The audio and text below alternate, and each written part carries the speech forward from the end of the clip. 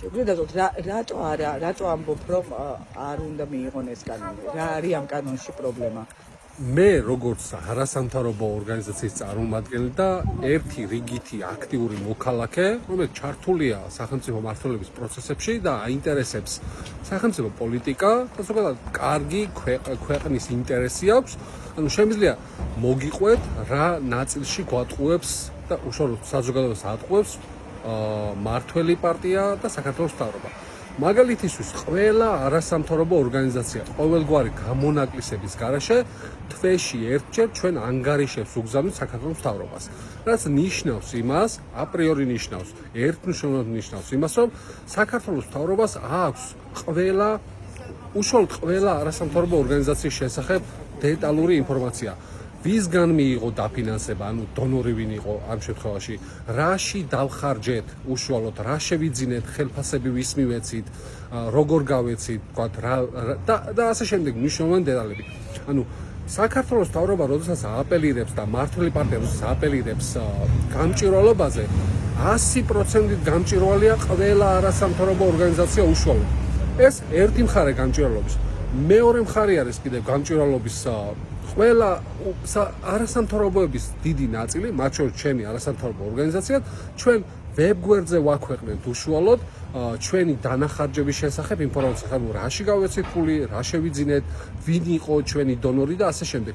რაც ნიშნავს იმას, რომ თქვენ ნებისმიერ ადამიანს, საქართველოს ნებისმიერ მოქალაქეს თავისუფლად შეგვიძლიათ შეხვიდეთ არასამთავრობო ორგანიზაციების ვებგვერდზე, მაგალითად გამჭვირვალობა საქართველოს, მაგალითად სამართლიანი არჩევნების ვებგვერდზე, საია და ასე შემდეგ და ნახოთ უშუალოდ რაში დახარჯა ფული და რა გააკეთა ამისთვის, ან ვისგან მიიღო თანხები. ეს ჯამში ორი მაგალითი თქვი იმისათვის, რომ საქართველოს მთავრობა და მმართველი პარტია გვატყუებს. მე მაქვს შემდეგი კითხვა, რატომ აქვეყნებს გამჭვირვალობა ან არასამთავრობო სექტორი და სად აწვდის საქართველოს მთავრობას ფულს? ეს საგადასახადო ნაწილია და მაგალითად დონორების მოთხოვნაა, რომ ყველაფერზე დოკუმენტი გქონდეთ? ძალიან კარგი შეკითხვაა და კიდევ უფრო მეტად ნათელი გახდება ჩემი პასუხის შემდეგ. მაგალითისთვის საქართველოს მთავრობისთვის ჩვენ უშუალოდ დეკლარაციებს და ანგარიშებს ვაწვდით საქართველოს მთავრობის მიერ შემუშავებულ შესაბამის სისტემაში. ანუ ფინანსთა სამინისტრო ამ შემთხვევაში ხედავს უშუალოდ რა როგორ გაკეთდა და ნებისმიერ დროს შეუძლიათ უშუალოდ ნახოთ დეტალური ინფორმაცია.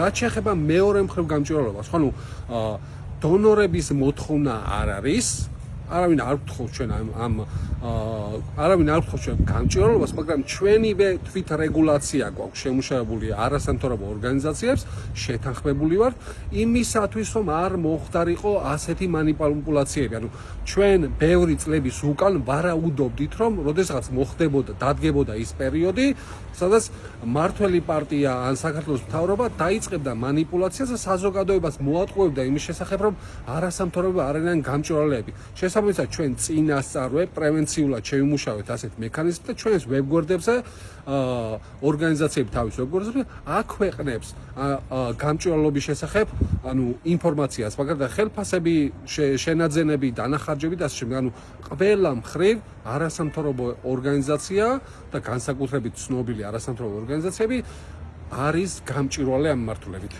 რაში ჭირდება ხელისუფლებას, ან რას დააკლებს არასამთავრობო სექტორს ეს კანონი?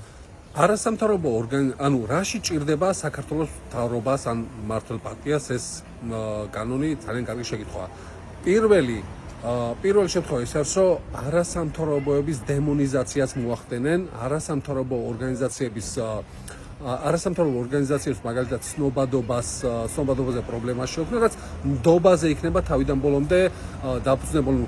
საქართველოს მთავრობა და მმართველი პარტია ამ კანონის ინიციირებით ახდენს მაგალითად ესე ვიტყვი უფრო ჯობია, საქართველოს მთავრობა და მმართველი პარტია ატყუებს უშუალოდ საზოგადოებას იმისათვის, რომ მოხდეს არასამთავრობო ორგანიზაციების დემონიზება, დისკრიმინაცია და საბოლოო ჯამში ამის შედეგი იქნება, რომ საზოგადოებას ნდობა გაუქრეს არასამთავრობოების მიმართ.